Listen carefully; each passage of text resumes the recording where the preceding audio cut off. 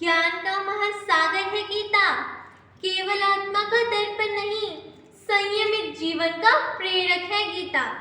आदरणीय अध्यक्ष महोदय, निश्चित विवेकी निर्णायक मंडल एवं मेरे प्रिय साथियों, आज मेरे वक्तव्य का विषय है गीता और उसका हमारे जीवन में महत्व। गीता जो कि एक महान ग्रंथ, महाभारत का एक अंग है, जिसमें 18 अध्याय व 700 श्लोक हैं।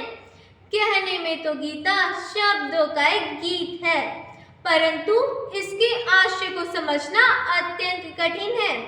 गीता किसी विशेष संप्रदाय या विशेष जाति का ग्रंथ नहीं है, अपितु मान्यवर महोदय, यह तो वो ग्रंथ है जो मनुष्य के मन से विषाद हटाकर, शांति का मार्ग दिखाकर आत्मा का परमात्मा से मिलन कराता है। गीता में मुख्यतः 3 योग, कर्मयोग, भक्ति योग व ज्ञान योग का वर्णन किया गया है।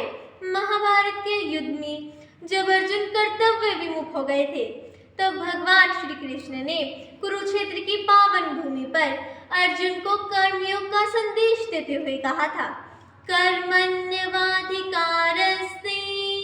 मा फलेषु कदाचन मा कर्म फल हेतुर्भू मा ते संगोत्स्व कर्मणि मा ते संगोत्स्व कर्मणि।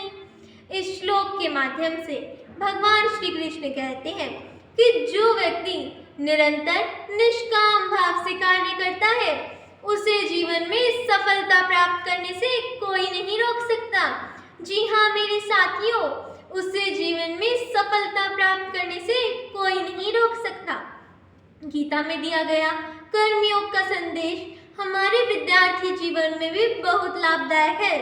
आज विद्यार्थी परीक्षा में पास होने के लिए दिन रात एक करके मेहनत करते हैं, परंतु कई बार उनको उनकी मेहनत के अनुसार अच्छे अंक प्राप्त नहीं हो पाते हैं।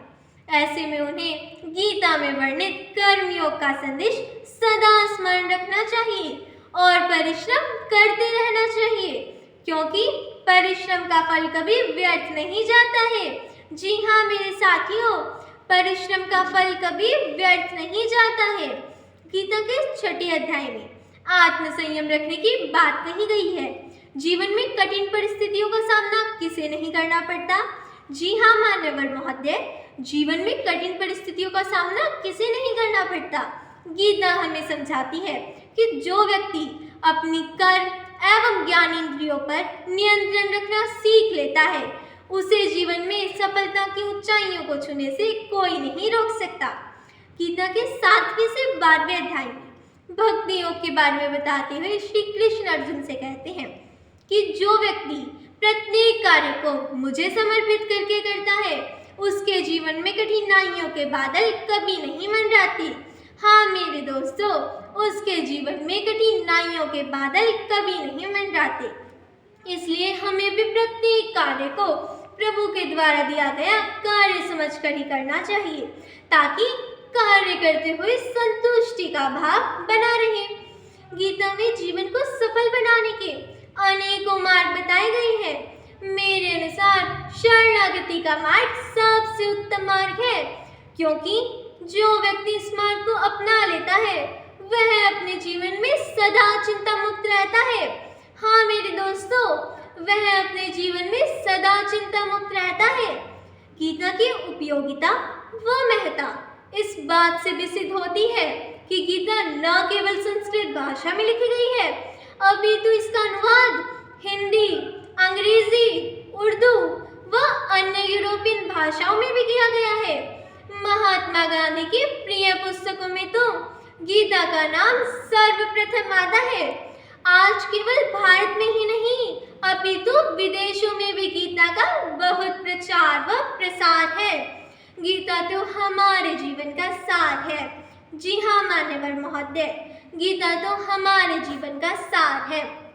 जो व्यक्ति आत्मसंयम में रहकर अपनी कर्म एवं ज्ञान इंद्रियों पर नियंत्रण रख निष्काम भाव से कार्य करता है, वह हमेशा सुखी, समृद्ध व स्वस्थ जीवन व्यतीत करता है।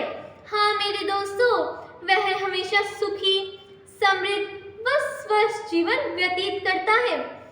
अंत में इस श्लोक के साथ मैं अपनी वाणी को विराम देना चाहूंगी। यदा यदा हि धर्मस्य ग्लानिर्भवति भारत अभ्युत्थानं धर्मस्य तदात्मानं सृजाम्यहम्। जय श्री कृष्ण।